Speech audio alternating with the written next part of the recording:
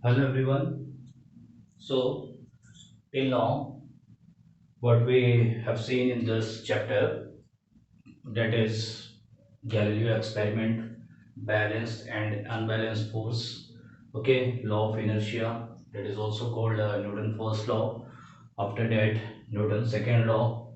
Okay, concept of momentum, impulse.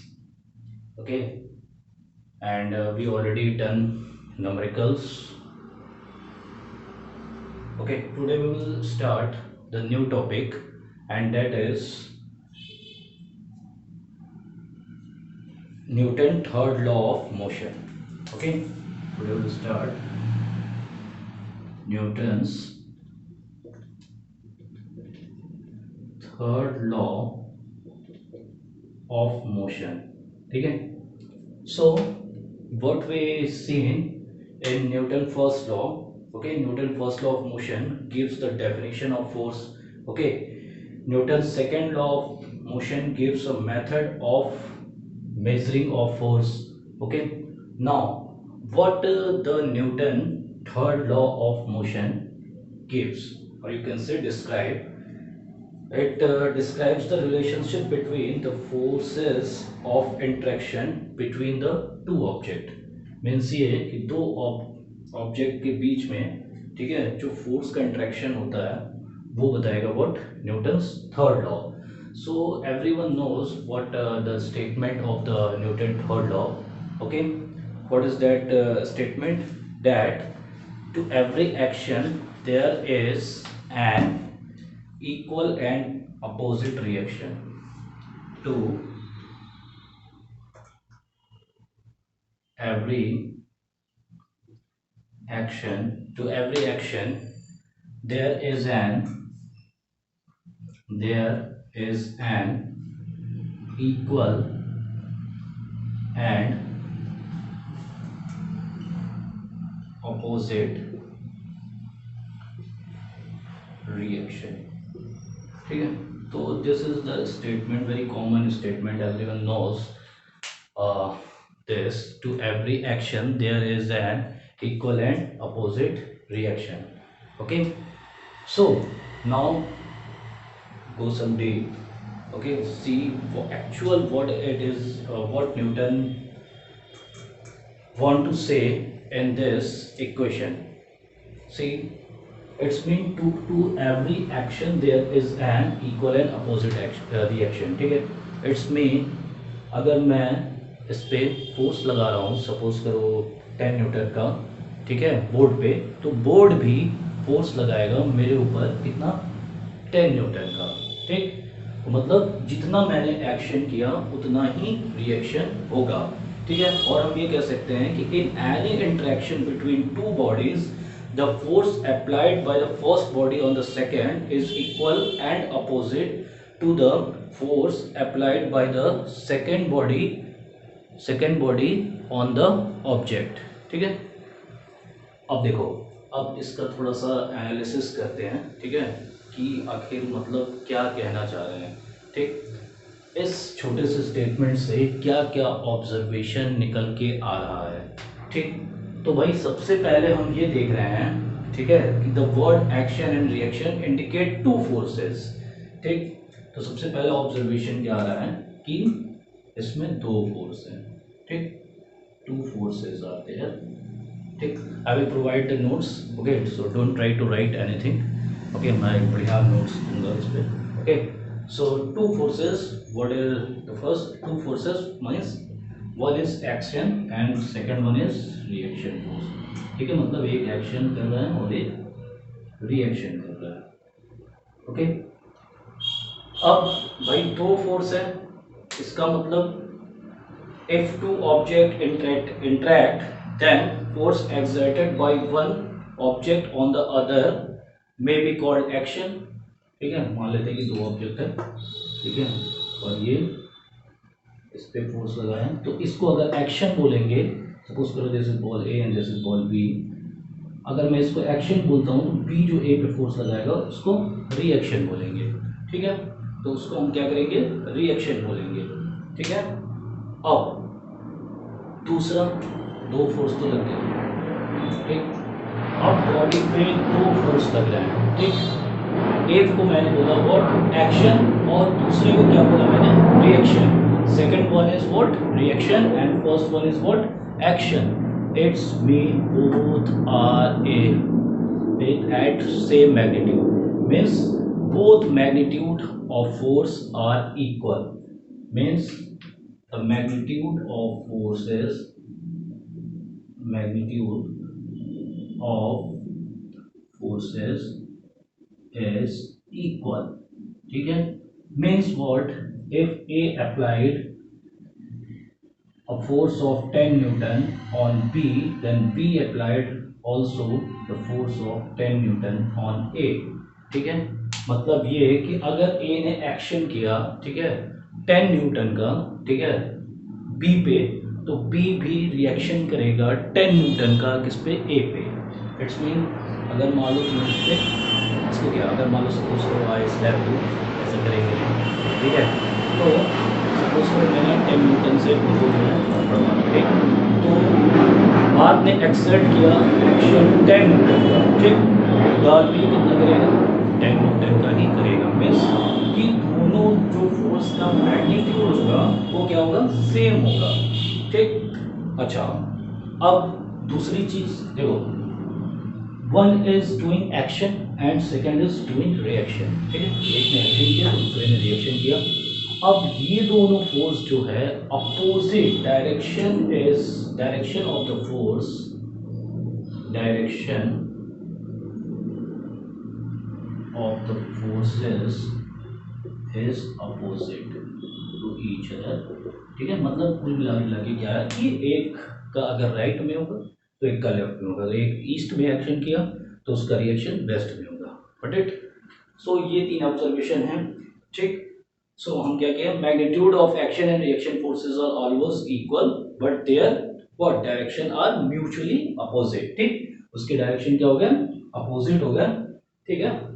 अब जो बात आती है कि जो एक्शन और रिएक्शन, सपोज करो जिस टाइम पे हमने एक्शन किया सेम उसी टाइम पे रिएक्शन होगा। इट्स मीन कि जब है तुम्हें थप्पड़ मारा, ठीक है, तो ठीक उसी टाइम पे हमें रिएक्शन भी मिला। इट्स मीन व्हाट, कि टाइम डिले नहीं होगा, ओके।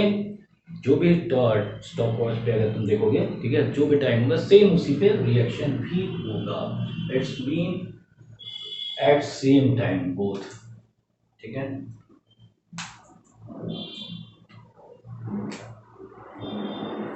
ठीक है, एग्जैक्टली सेम टाइम पे, एग्जैक्टली सेम टाइम पे क्या होगा, एक्शन एंड रिएक्शन, ठीक है।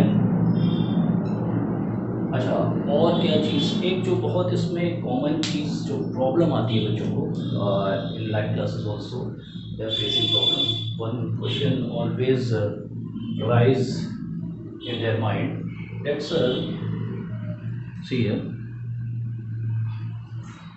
कि सर जो है ये इक्वल एंड अपोजिट है, ठीक है। मान लीजिए एक एक्शन कर रहा है और एक रिएक्शन कर रहा है और दोनों का मैग्नीट्यूड सेम है, सपोज करें 10 न्यूटन या फिर जो भी है F1 दोनों भी है, ठीक। So sir this is balance force और नॉट, देखो बेटा ये जो है नहीं होगा, ठीक, क्योंकि जो बैलेंस फोर्स होता है वो एक ही ऑब्जेक्ट पे लगता है, ओके, लाइक दिस, ठीक, 10 न्यूटन, ठीक है। लेकिन यहाँ पे दो ऑब्जेक्ट हैं, मतलब हाँ यहाँ पे एक चीज और इंक्लूड कर लो कि दो ऑब्जेक्ट का भी होना जरूरी है, एक ही ऑब्जेक्ट पे एक्शन रिएक्शन नहीं होगा, ठीक है। यहाँ पे ऑब्जेक्ट कितने हैं, दो होंगे, ठीक है। सो हम क्या कह सकते हैं, the action and reaction forces are always acts on two different objects. Due to this reason, the action and reaction forces never cancelled each other. ठीक है, never cancelled, ठीक है, each other, ठीक है, ये एक दूसरे को कभी कैंसिल नहीं करेंगे, ठीक है, ठीक। तो समझ में आया, तो ये भाई बैलेंस फोर्स नहीं है, हम कह सकते हैं, ठीक है। नाउ और कोई ऑब्जर्वेशन इस पे?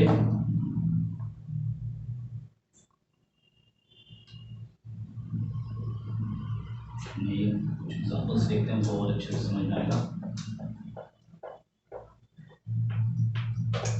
तो हमें ये समझ में आया कि दो बॉडी होगी, ठीक है, एक एक्शन फोर्स होगा, एक रिएक्शन फोर्स होगा, दोनों अपोजिट डायरेक्शन में होगा, सेम मैग्नीट्यूड में होगा। ओके, सो हम कह सकते हैं the action and reaction forces are always equal in magnitude. Okay, so एक चीज और, these force may not produce acceleration of equal magnitude. ठीक है, ये जो है ना इक्वल मैग्नीट्यूड का एक्सेलरेशन नहीं जनरेट करेंगे। नाउ व्हाट इट्स मीन, इसका मतलब क्या हुआ, आओ इसको और अच्छे समझते हैं। सपोज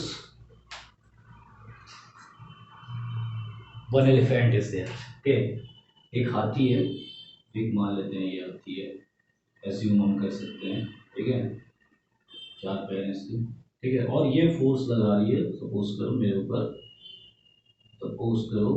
ऊपर इसने लगाया 100 न्यूटन का फोर्स, ठीक, तो भाई मैंने भी रिएक्शन किया कितना 100 न्यूटन का फोर्स, ठीक है। अब देखो फोर्स इज इक्वल टू क्या होता है, M A, force is equal to क्या होता है, एम ए, ठीक है। फोर्स दोनों का सेम लग रहा है, मास दोनों का अलग अलग होगा। अब एक्सेलरेशन देखते हैं कि एक्सेलरेशन भी अलग होगा, ठीक है। जो मैंने अभी अपना स्टेटमेंट दिया है उसी को मैं क्लियरिफाई करने की कोशिश कर रहा हूँ एक एग्जांपल से, ठीक। सपोज करो हाथी का जो मास है, ठीक है, यानी कि m1 वो है तुम्हारा 100 kg, ठीक है, और जो ये बच्चा है मैं कैलकुलेशन इजी रखने के लिए जो है इसका मास ले रहा हूँ 10 kg, ठीक है।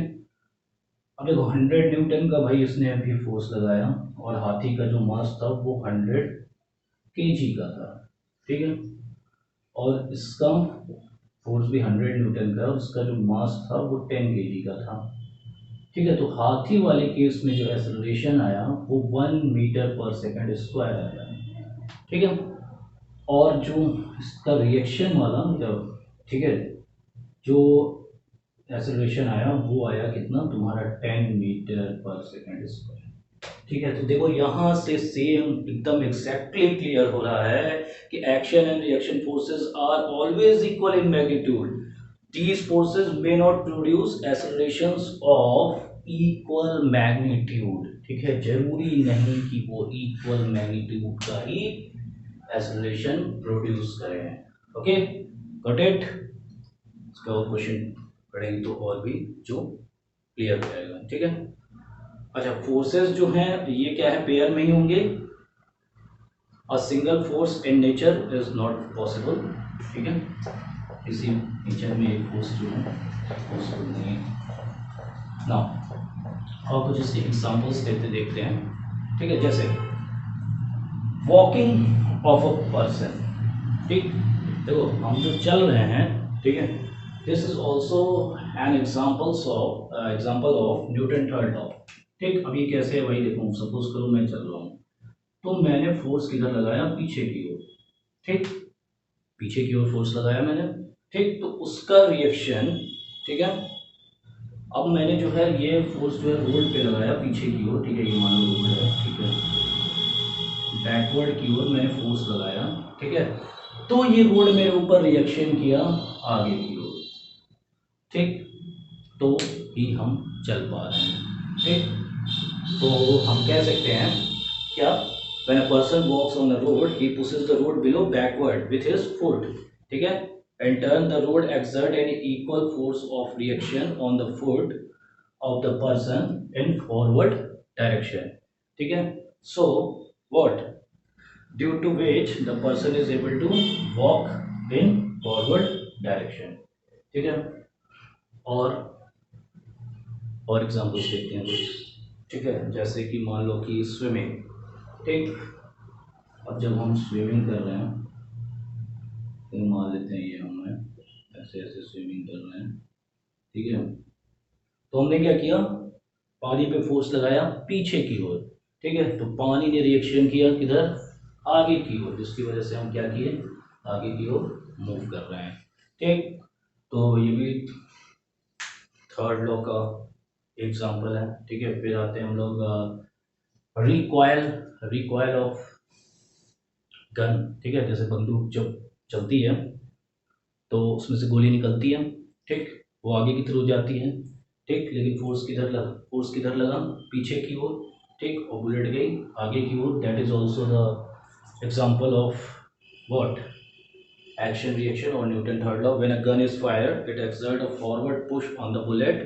Okay, the bullet exert an equal and opposite reaction force on the gun. ठीक है, इसी वजह से क्या हुआ, बंदूक हमारी थोड़ी सी पीछे आ रही है। रिकॉइल वेलोसिटी निकालेंगे आगे। ठीक है, स्प्रिंग न्यूमेरिकल्स भी हैं। ठीक है, और एग्जांपल्स, और कुछ एग्जांपल्स। ठीक है, और भी एग्जांपल्स है, बहुत एग्जांपल्स हैं। जैसे सपोज करो कि यहाँ पे सेलर है। ठीक है, यहाँ पे बोट है, इसको यहाँ पे उतरना है। ठीक है, तो जब ये उतरता है, ठीक है, तो ये पैर की तरफ पुश करता है, फोर्स ये सीधे स्ट्रेट है। ठीक है, तो ये क्या किया, पीछे की ओर फोर्स लगाया और इसका रिएक्शन लगा आगे की ओर, जिसकी वजह से ये जंप करता है इससे नाव से। ठीक है, अब जब ये फोर्स पीछे की ओर लगाता है, इसी वजह से नाव पीछे चली जाती है, इसीलिए हम इसको रस्सी से बांध देते हैं ताकि नाव पीछे ना जाए। ठीक है, this is also an example of क्या, न्यूटन्स थर्ड लॉ। ठीक है, उसके बाद फिर मान लो कि हम बॉल लिए और बॉल को जो है हिट किए किस पे, किसी वॉल पे। ठीक, तो वो भी इस पे रिएक्शन लगाएगा, जिसकी वजह से बॉल किधर आ गया, पीछे की ओर आ गया। ठीक है, तो these are the examples of. ठीक है, अच्छा जेट प्लेन भी है, प्लेन जो है फोर्स लगा रहा है पीछे की ओर। ठीक है, तो उस पर रिएक्शन हो रहा है आगे की ओर, इसकी वजह से क्या हो रहा है कि वो चल पा रहा है। या फिर हम ये कह सकते हैं working principle of a jet plane. ठीक है, burning of a fuel in a jet plane produce a large quantity of hot gases. Okay, these hot gases escape through a nozzle। ठीक है, with a great force in backward direction। okay, and it is the action force। ठीक, और इसी का reaction किधर होता है, आगे की ओर, और जिसकी वजह से जेट प्लेन चलती है। ठीक है, एक एक्सपेरिमेंट भी है इस पे। ठीक है, स्प्रिंग बैलेंस का, जैसे कि मान लो एक स्प्रिंग बैलेंस है। ठीक है, by the help of spring balance what we measure weight। okay, and weight is also force which is exerted by the what, earth on the object। ठीक है, तो मान लो ये स्प्रिंग बैलेंस है, कोई भी स्प्रिंग बैलेंस है। ठीक है, और एक ये स्प्रिंग बैलेंस है, दो मतलब स्प्रिंग बैलेंस है, और ये दोनों आपस में कनेक्टेड है। ठीक है, मान लेते हैं ये बी है, ये ए है। तो यहाँ पे ऐसे पॉइंटर दिया रहता है और यहाँ पे न्यूटन में रीडिंग आती है कि this pointer is like this. ठीक, अब सपोज करो कि मैं इसको खींच रहा हूँ, देखो ऑब्जर्वेशन करना है। ठीक, तो जब मैं इसको खींचूंगा, जितना भी फोर्स एक्सर्ट करूँ, तो जब हम ऑब्जर्व करेंगे तो दोनों ही स्प्रिंग बैलेंस पे सेम रीडिंग आएगी। ठीक, सपोज करो मैंने इसको हल्का सा खींचा। ठीक है, तो उस समय मैंने देखा कि इस पे आया 10 न्यूटन और इस पे भी आया 10 न्यूटन। ठीक है, मैं इधर से और ज़्यादा इसको जो है स्ट्रेच किया, तो यहाँ आया 20 न्यूटन, तो यहाँ भी आएगा 20 newton. Okay, so in both spring balance the reading are same. ठीक है, तो हम कह सकते हैं it is clearly shows that a force exerted by the spring balance A on spring balance B, अगर उसको एक्शन फोर्स मारे, ठीक है, तो दूसरा वाला भी B A पे भी क्या करेगा, रिएक्शन करेगा, और सेम मैग्नीट्यूड या फिर सेम अमाउंट ऑफ फोर्स उस पर लगेगा। ठीक है, तो इस तरह से भी हम ये एक्सपेरिमेंट दिया हुआ है एनसीईआरटी में। Okay, so what I told that the force exerted by spring balance A on the spring balance B is exactly equal but opposite in direction to the force exerted by the balance B on balance A। ठीक है, तो ये action कर रहा है, ठीक है, तो ये रिएक्शन करेगा opposite direction. Okay, so these are the examples of what Newton third law. ठीक है, एक और एग्जांपल है नाव पे चलाना। ठीक है, सेम स्विमिंग वाला ही कॉन्सेप्ट है। सपोज करो नाव है, इस पर हम बैठे हुए हैं, इससे पैडल मार रहे हैं पीछे की ओर। ठीक है, फोर्स लगाए पीछे की ओर। ठीक, तो इसका रिएक्शन हुआ आगे की ओर, जिसकी वजह से नाव चल रही है आगे। ठीक है, तो ये सारे जो है हमारे एग्जाम्पल्स थे न्यूटन्स थर्ड लॉ के। ठीक है, now in our next lecture इस पर मैं कुछ क्वेश्चंस और दूंगा, तो डाउट्स क्लियर होंगे, जो भी डाउट्स होंगे। ठीक है, so in our next lecture we will start the new topic and that is conservation of momentum. ठीक है, एक कंजर्वेशन ऑफ मोमेंटम ही बचा है। ठीक है, उसके बाद मैं एक टॉपिक और बता दूंगा, that is the required velocity of gun. Okay, I will provide notes with one experiment also, experiment PDF भी मैं दूंगा, and that you have to write in your first experiment copy. ठीक है, तो उसको कर लेना। Okay, now thank you.